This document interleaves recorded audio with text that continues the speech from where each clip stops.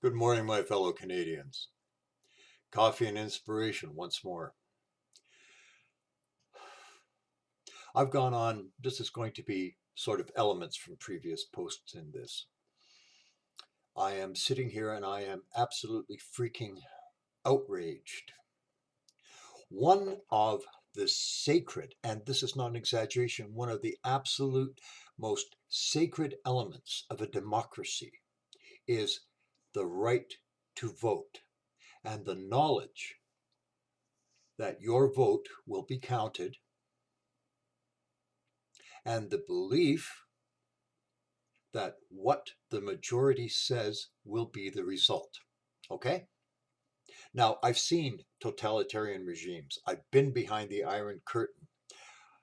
I saw a grown man, a visitor from Ukraine here in Canada, crying when he was singing a song that had been banned under Russian communism and the drive by Soviet communism to destroy the cultures of their satellite republics, to destroy the Polish culture in Poland, destroy the Ukrainian, etc., etc., etc. This was one of the things they did. And here's a grown man in tears because he can sing a song openly without fear of arrest. I don't know if you can grasp this, what it meant to me to see this, to see that element brought home perhaps more tellingly than anything the freedom in a democracy and how wonderful it is. Getting behind the Iron Curtain, seeing the true face of the workers' paradise. My hatred for socialism, communism, for tyranny is predicated so much on what I saw, what I've learned from history, what I've read, but what I actually saw. This is not theoretical to me. It is not some sort of abstract concept, socialism. It is an evil, evil thing. So back to the right of the individual and the will of the people to determine who will guide the course of their nation, who will determine the future of their children and of them, who will determine how you will live your life, who will determine what benefits you do and don't have, who will determine what rights you do and don't have. The right to choose that government, that system of governance, is one of the most sacred cornerstones of a free individual and a free society. When you pervert, when you pervert the course of the electoral process, you are a fucking traitor. And these people don't get it. Vote rigging, we had this in the last election. The story never got legs. It was, I never saw anything even in the papers. It was in social media, and of course, the newspapers being as they are, the vast majority, except the Toronto Sun, being basically liberal propagandist rags. I've seen things that there exists the possibility that the liberal government and Trudeau are illegally in power with vote rigging. Now, we saw this in the States. The poor US, it looks like Trump may step down.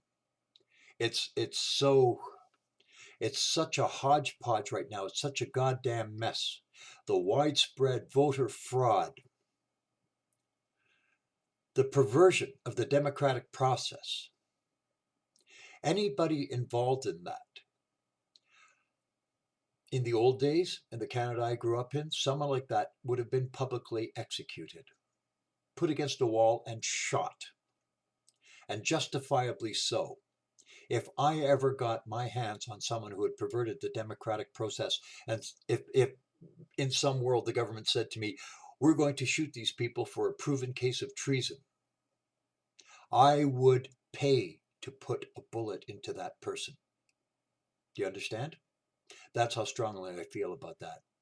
Or to pull the lever that sees them drop at the end of a hangman's noose. A more ignominious fate, perhaps, than shooting, execution. I am furious beyond my ability to express it at what I'm seeing. And I see this in my country, not to the same extent. What the Liberal government is doing, in my opinion, is nothing short of treason. And that is not too strong a word. Look in the dictionary, go to Wikipedia, look up the definition of treason, and tell me that I'm wrong. Now, we've seen liberal stupidity piled upon liberal stupidity, fiscal stupidity, social stupidity, national stupidity piled on itself. We have become, as a people, so inured to liberal scandal, so inured to liberal, unethical, immoral, asinine behavior that it doesn't seem to affect us anymore. Instead of, this has become the norm. There's your new normal. My country is dying. We have never been so fractured. We have never been so polarized along ethnic lines, along geographic lines, along political lines. And this is the fault of the Liberal government. And this is the fault of every freaking moron who voted Liberal or NDP, you idiots. We are a nation in decline. And if it wasn't bad enough to compound their fucking stupidity, Chrystia Freeland, that whey-faced cow, is sitting there and trying to sell us on the idea preloaded stimulus. It's fucking theft. If you have managed somehow in these trying times to save money, they want it. Now she's sort of intimating that she would appreciate it if you would just hand over your savings to a government that has absolutely zero concept of fiscal responsibility, that has frittered away so much money, that has no accountability for how they frittered away this money, and has shipped so much money out of this country and sold off Canada and Canadian assets to foreign interests, read China. And now they want to actually dip into your savings. They're not going to call it theft. I really love this. If anybody in Ontario here remembers Kathleen Wynne, we need new revenue tools. Revenue tools. A nice way to say she wanted to raise taxes. And this Liberal government, again, is going to raise your taxes. Anybody remember Trudeau when he was running for office? Modest deficits, maybe $10 billion a year. Do you remember that? Anybody? Just a little deficit, $10 billion a year to get us on our feet. Our deficit now is approaching $1 trillion. $1 trillion.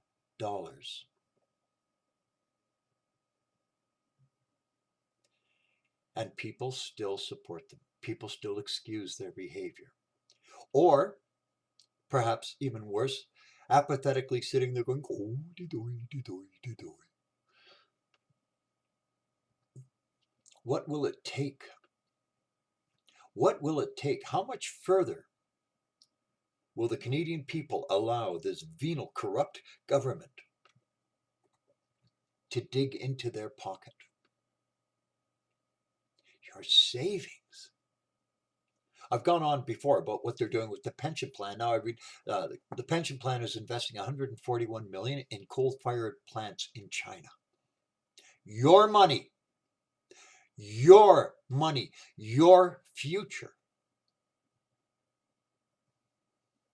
I got my pension increase.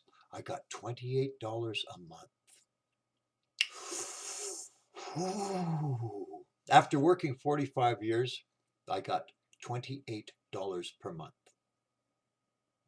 How much of a raise did Trudeau vote himself as PM? How much of a raise did the Liberal cabinet Vote itself. You need money? Roll back your raise. Roll back. Cut the civil service. Start cutting jobs. Roll back your wage increases.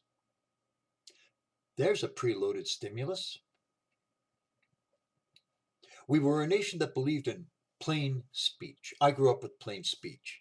If you saw a pile of dog shit, you said, look, there's a pile of dog shit. No, it's canine feces or canine scat. Oh, it's so lowbrow to say dog shit. Call a thing by its name.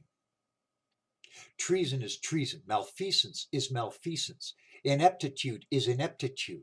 Stop making excuses. Call a thing by its name, nakedly exposed to the world. Stop trying to sugarcoat. Stop trying to cotton wool us as a people. You've got to rise up. I'm not going to go into the COVID thing. That's a whole different thing. I'm not going to get into that. That's again there's another polarizing issue. Pro and contra. There's no middle ground there. We are living in a tyrannical dictatorship that has lost all semblance of democracy. And everybody who voted Liberal or NDP let it happen. Jughead Singh there is propping them up because he knows that his party is as dead as Ontario's Liberal Party is. Without, you've got two equally corrupt, equally stupid people propping each other up.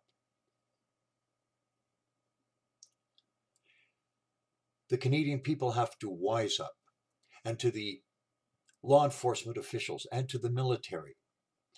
I will mention one thing. When I was in the military, they made it quite clear you do not disobey an illegal order. The moral center that I grew up with, the knowledge that you would do what was right, no matter the cost, personal cost, you would do what was right. Now there's that soldier who spoke at the anti-mask rally and is calling upon the military not to obey illegal commands from what may very well be an illegally elected government. And he's being investigated for that. We're seeing the police in France starting to refuse to obey illegal commands. I don't know if you saw the line of the cops dropping their handcuffs behind them and standing there. The Yellow Vest movement, when the police put down their riot shields and joined the Yellow Vesters. They did what was right. Did they lose their jobs? Maybe some of them did. But that kind of moral courage, that kind of ethical base that says, I will do this no matter what the personal cost, because this is what is best for my country. This is what is right.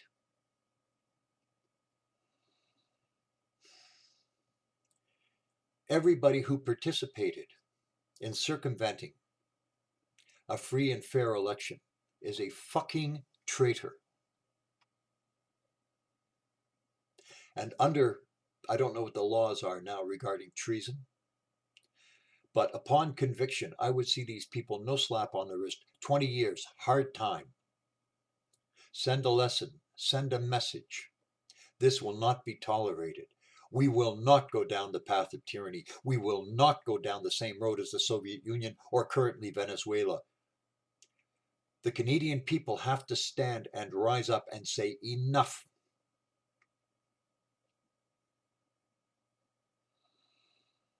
I cannot urge you too strongly. If you love this country, please, for the love of God, stand up and be counted. Speak up. If you stand for something, or you stand for nothing. Stand up for this country if you love this country. And if you won't, be damned to you.